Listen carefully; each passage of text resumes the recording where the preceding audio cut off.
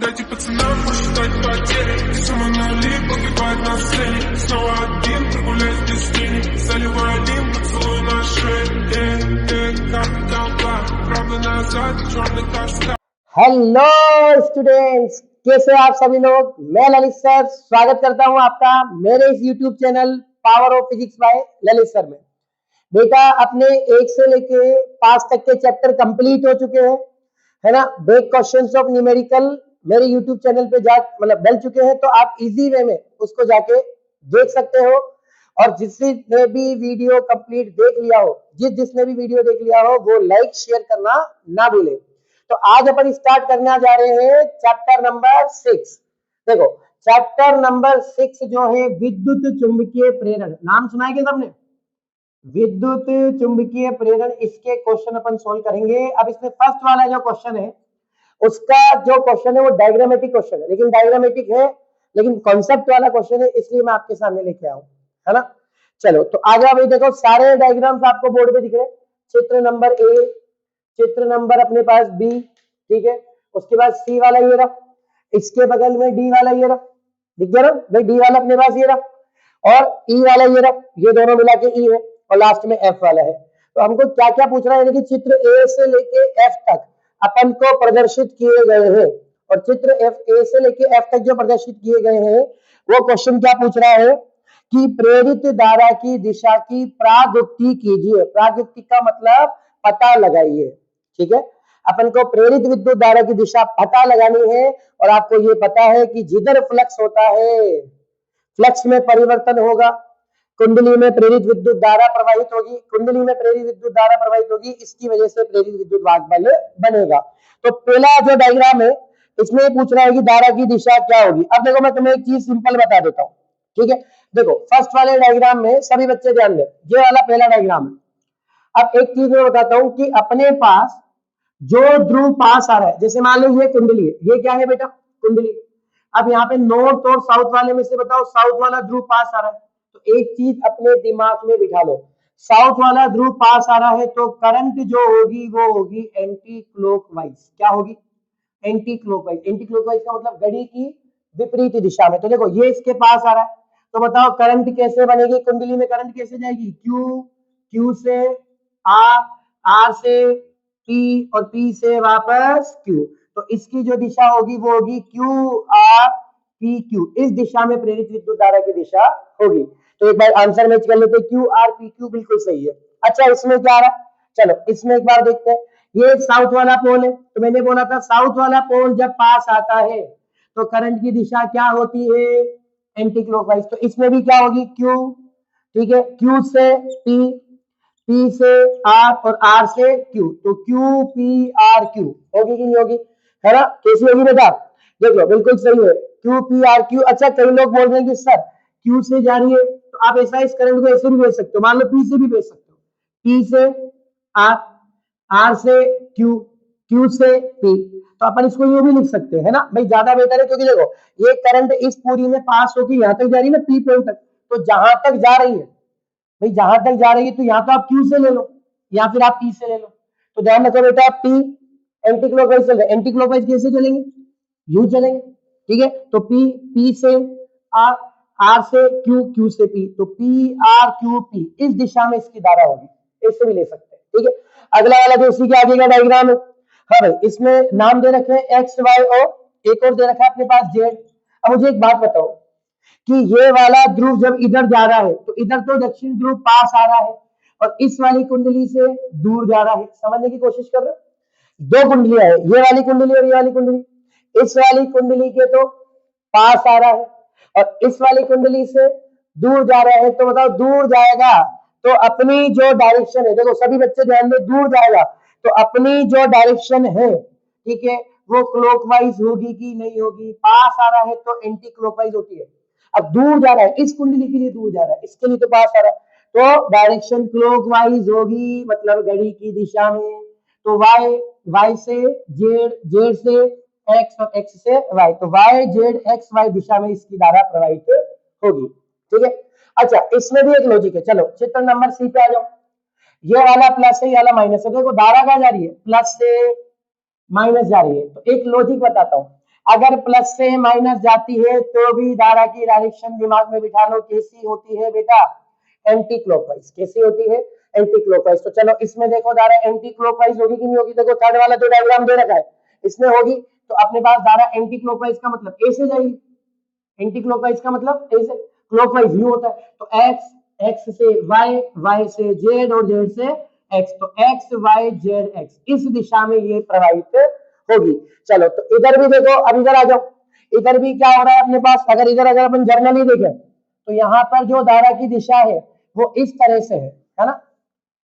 एक बार इसको देख लो, मैंने मॉडिफाई कर दिया डायग्राम को यहाँ पे। अब देखो यहाँ कैसे जा रही है, प्लस, आ जाओ भाई, देखो ये प्लस से गई, प्लस से जा रही है, घूम के आ रही है माइनस, तो प्लस से माइनस मतलब एंटी क्लॉकवाइज। अब इसका एंटी क्लॉकवाइज आप बना सकते हो, तो इसका एंटी क्लॉकवाइज भी बन जाएगा, है ना, कहीं से भी ले सकते हैं, चाहो तो ऊपर से ले लो, वाई, वाई से जेड, जेड से एक्स और एक्स से वाई, तो वाई जेड एक्स वाई इस दिशा में इसकी धारा प्रवाहित होगी। अपने केवल दिशा बतानी है बस।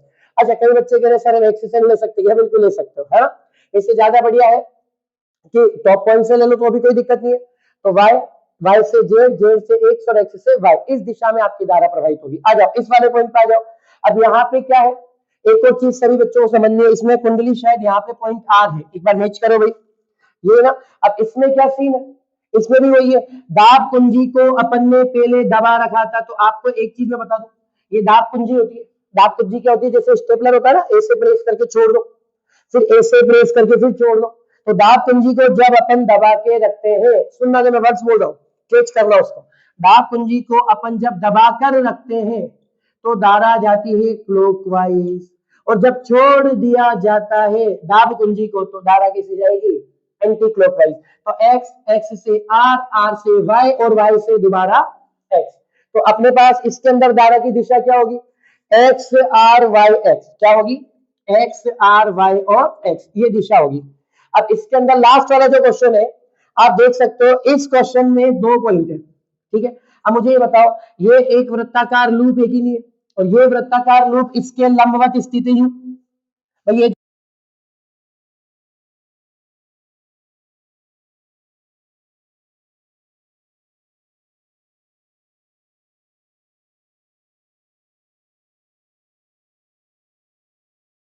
वाली जो चुंबकीय क्षेत्र रेखाएं होंगी ये भी सारी की सारी क्या होगी बेटा, लंबवत होगी। जब चुंबकीय क्षेत्र रेखाएं लंबवत होगी, ठीक है, तो अपने पास इसमें कोई प्रेरित विद्युत धारा बहेगी क्या, नहीं बहेगी, यानी कि इसमें किसी प्रकार की विद्युत धारा नहीं बहती। और जब किसी प्रकार की विद्युत धारा नहीं बहती तो अपने पास यहाँ पे विद्युत बल भी उत्पन्न नहीं होता। तो सभी बच्चे ध्यान दें, ये आपका फर्स्ट क्वेश्चन है। तो इस फर्स्ट क्वेश्चन में कुछ भी नहीं है, केवल अपन को कॉन्सेप्ट याद रखना है कि कब एंटी क्लॉकवाइज होगी, कब क्लॉकवाइज होगी, इसका लॉजिक आपको याद रखना है बस, ठीक है। तो डायग्राम में केवल प्रेरित विद्युत धारा की दिशा के बारे में वो पूछ रहे हैं, है ना। तो सभी बच्चे फटाफट से इसका स्क्रीनशॉट ले लीजिए। हाँ बच्चा, पहले क्वेश्चन का ले लिया स्क्रीनशॉट सभी ने। चलो आ जाओ अपन 6.2 एनसीईआरटी का 6.2 वाला क्वेश्चन डिस्कस करते हैं।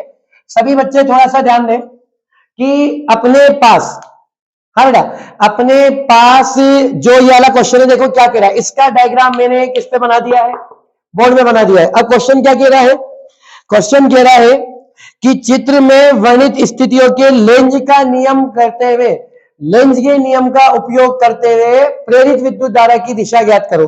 अब प्रेरित विद्युत धारा की दिशा अपन को निकालनी है, लेकिन उसके लिए डायग्राम दे रखा है। एक तो ये वाला फिगर है ना। अब आपको पता है कि जो चुंबकीय क्षेत्र लंबवत बाहर की ओर होता है उसे अपन डॉट से प्रदर्शित करते हैं, और जो चुंबकीय क्षेत्र लंबवत अंदर की ओर होता है उसे अपन क्रॉस से प्रदर्शित करते हैं, ठीक है। तो अपने पास इधर क्या है, यहाँ पे एक अनियमित आकृति दे रखी है, ठीक है। अब वो क्या बोल रहा है कि अब अनियमित आकृति का तार अगर वृत्ताकार लूप में बदलना है, तो अनियमित आकृति का तार अपन को किसमें बदलना है, वृत्ताकार लूप में। तो अब समझो, अपने पास यहाँ पे अनियमित आकृति का क्या दे रखा है बेटा, तार दे रखा है। तो अनियमित आकृति का तार अपन को किसमें बदलना है, इसको बदलना है अपन को वृत्ताकार लूप में। तो वृत्ताकार लूप में बदलना है तो इसके लिए प्रेरित विद्युत धारा की दिशा क्या होगी। तो देखो क्या होगी बेटा, अब मेरी बात सुनो, इस तार में अगर मैं नीचे की तरफ बल लगाऊंगा इधर ऊपर की तरफ बल लगाऊंगा, यानी कि इधर से मैं इधर लगाऊंगा, इधर से इधर लगाऊंगा, चारों तरफ में जब इसको बराबर बराबर खींचूंगा तब जाके ये कैसी आकृति ग्रहण करेगा, ये गोल आकृति ग्रहण करेगा। तो वृत्ताकार लूप में कन्वर्ट हो जाएगा कि नहीं हो जाएगा, हो जाएगा ना। वृत्ताकार लूप में कन्वर्ट हो जाएगा तो इसके क्षेत्र की दिशा अंदर की ओर होगी, यानी कि जब ये इसका आकार बनेगा तो चुंबकीय क्षेत्र अंदर की तरफ जाएगा, तो इसकी दिशा अंदर से ही रोटेट करेगी। कैसे? ए से डी, डी से सी, सी से बी और बी से ए। तो ए से डी, डी से सी से बी और बी से ए। तो ए डी सी बी ए, ये इसकी दिशा होगी। एक बार मैच कर लेते हैं, बिल्कुल सही है, ए डी सी बी ए के अनुदिश होगी, क्योंकि आकार बढ़ेगा तो चुंबकीय क्षेत्र अंदर की ओर कार्य करेगा। और आपको पता होना चाहिए जब अंदर की ओर कार्य करता है तो फ्लक्स अपना बढ़ता है। कोई डाउट नहीं? आ जाओ।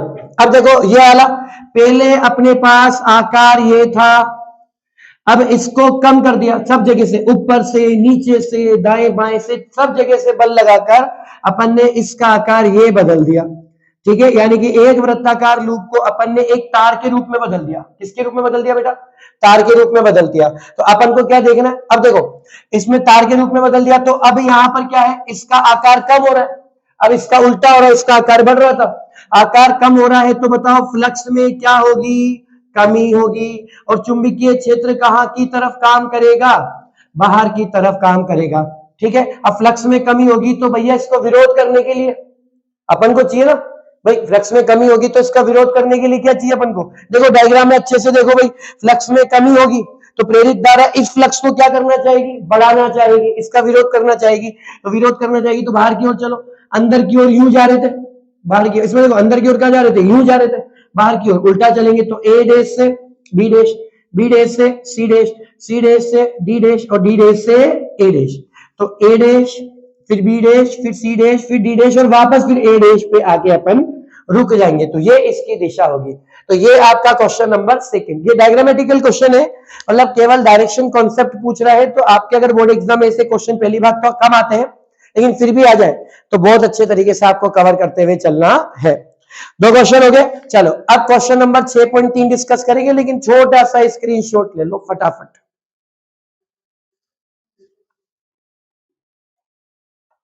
हाँ बेटा, क्वेश्चन नंबर 6.3 आ जाओ भाई, 6.3 एनसीईआरटी पे आ जाओ। अब आए ओरिजिनल न्यूमेरिकल है, जिसका बच्चों को इंतजार था। आज के इस वीडियो का लास्ट क्वेश्चन, क्योंकि 3 ही क्वेश्चन डिस्कस करेंगे, है ना। एक लंबी परिनालिका के 21 सेंटीमीटर लंबाई में कितने फेरे हैं? 21 सेंटीमीटर, 15 फेरे हैं। कितने? 15 फेरे हैं। अब सुनो, फेरों की संख्या 15 फेरे, लेकिन उसने 21 सेंटीमीटर तो प्रति सेंटीमीटर बोल दिया। अब सेंटीमीटर को मीटर में बदलना है तो क्या करें भाई? सिंपल सी बात है, प्रति सेंटीमीटर बोल दिया तो अपन इसको चेंज करेंगे। प्रति सेंटीमीटर का मतलब क्या? 15/1 10 की घात -2। ये ऊपर जाएंगे तो कितने हो जाएंगे? 1500 फेरे होंगे कि नहीं होंगे? ठीक है, प्रति सेंटीमीटर। तो मीटर में बदलेंगे तो देखो, सेंटीमीटर को मीटर में बदलते 10 की घात -2, लेकिन प्रति सेंटीमीटर बोल रहा है तो 1/10 की घात -2। ठीक है, चलो तो एक तो अपने पास ये वाली कंडीशन होगी।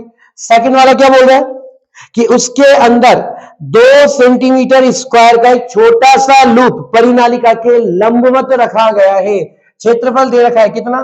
2 सेंटीमीटर स्क्वायर। तो देखो बेटा, 2 गुणा सेंटीमीटर का मतलब होता है 10 की घात -2। अब उसका स्क्वायर करोगे तो 10 की घात -4 मीटर स्क्वायर। ये उसका क्षेत्रफल हो गया। और क्या दिया हुआ है अपन को? ये लिख देना भैया, दिया है। और क्या दे रखा है देखो, हाँ भाई, यदि परिनालिका में बहने वाली धारा 2 एम्पियर से 4 एम्पियर, मतलब टोटल धारा कितनी जा रही है भाई? 2 एम्पियर से कितनी जा रही है धारा बेटा? 4 एम्पियर की धारा जा रही है। तो इसका मतलब 2 से 4 जा रही है, तो धारा में परिवर्तन यानी कि डी आई कितना हो गया? 4 - 2 यानी कि कितना? 2 एम्पियर। ये अपने पास हो रहा है। ठीक है, चलो तो 0.1 सेकंड में धारा परिवर्तन के समय कितना प्रेरित विद्युत वाहक बल होगा? तो समय कितना दे रखा बेटा? dt 0.1 second. अब ये अपन को दे रखा है, क्या ज्ञात करना है? ज्ञात करना है प्रेरित विद्युत वाहक बल। क्या निकालना है बेटा? प्रेरित विद्युत वाहक बल। कितना प्रेरित विद्युत वाहक बल होगा ये अपन को निकालना है। ठीक है, सभी बच्चे समझ गए। चलो, तो अब देखो सभी बच्चे थोड़ा सा ध्यान दे, आपको ये पढ़ा है कि लेंज के नियम से, चूंकि हम जानते हैं कि अब विद्युत वाहक बल का सूत्र क्या होता है, चलो सभी बच्चे थोड़ा सा ध्यान दो, एप्सिलॉन बराबर D phi B upon D T. Phi B का मतलब क्या होता है, चुंबकीय फ्लक्स, चुंबकीय क्षेत्र इनटू क्षेत्रफल, होता है कि नहीं होता। पहले इसको रख के अवकलन कर लेते हैं इसका, तो epsilon is equal to D upon D T, phi B का मान बी इंटू ए। कोई डाउट है क्या? नहीं है। अब सभी बच्चे ध्यान दे, बुक में अच्छे से पढ़े, अपन को वो पूछ रहा है कि प्रेरित विद्युत वाहक बल कितना होगा, तो इसका जो है किस तरीके से करोगे बेटा, सभी को पता है, ए नियत है, इसको बाहर ले लो, तो डीबी अपॉन डी। अब डीबी अपॉन डी का मतलब क्या, चुंबकीय क्षेत्र में परिवर्तन, और आपने सबने पढ़ा हुआ है चुंबकीय क्षेत्र में परिवर्तन म्यू नॉट एन आई होता है कि नहीं होता। देखो मैंने एक लाइन लिखवाई है, सभी बच्चे नोट्स में देखो कि यहां पर एक लंबी परिनालिका की, देखो क्वेश्चन में क्या बोल रहा है, एक लंबी परिनालिका की वजह से म्यू नॉट एन आई होता है कि नहीं होता, होता है ना। तो अपने पास यहाँ पे देखो बी की वैल्यू क्या है, डी अपॉन डी टी, यहाँ पे बी क्या होता है, म्यू नॉट एन आई, तो म्यू नॉट एन को भी बाहर निकाल लो, तो epsilon is equal to mu naught N A, यहाँ क्या हो जाएगा, D I upon D T, है ना। ये अपने पास सूत्र आ गया। तो उपरोक्त सूत्र में अपन क्या रख देंगे, उपरोक्त सूत्र में समस्त ज्ञात मान रखने पर सारी की सारी वैल्यू रख दो, आंसर आ जाएगा बेटा। ठीक है, कैसे आएगा आंसर, चेक करते हैं। Epsilon is equal to mu naught की वैल्यू 4 पाई गुणा 10 की घात -7, स्मॉल एन की वैल्यू 1500, है ना, मीटर में रख रहे हैं। एरिया ए की वैल्यू 2 गुणा 10 की घात -4 इंटू डी आई की वैल्यू कितनी, 2 एम्पियर, बटे समय कितना 0.1 सेकेंड, है ना। अब पॉइंट हटाएंगे तो यहाँ पे 20 लिख दो। अब इस पूरे को सोल्व करना है, कोई दिक्कत ही नहीं है, कर लोगे आराम से। तो पूरे को सोल्व करने पर देखो एक बार वैल्यूज चेक कर लेते हैं सारी, बिल्कुल ठीक है। पूरे को सोल्व करने पर आपका आंसर आ रहा है 7.54 गुणा 10 की घात -6 वोल्ट। विद्युत वाहक बल एक तरह का बल नहीं होता, ये एक तरह का वोल्टेज होता है, एक तरह का विभवांतर होता है। तो 7.54 गुणा 10 की घात -6 वोल्ट इसका राइट आंसर है। ये आपका क्वेश्चन नंबर 6.3 कंप्लीट हो चुका है। बहुत अच्छा क्वेश्चन है भाई, एग्जाम के लिए इस तरह के क्वेश्चन बनते हैं बोर्ड में। ठीक है, चलो तो आज के अपने ये क्वेश्चन क्या हुए बेटा, कंप्लीट हुए। तो प्यारे बच्चों, वीडियो के लास्ट तक बने रहने के लिए बहुत बहुत धन्यवाद। बस इसी तरीके से आपका प्यार, साथ और सम्मान मिलता रहे। अगले आगे के 3 क्वेश्चंस में नेक्स्ट वीडियो में लेकर आऊंगा।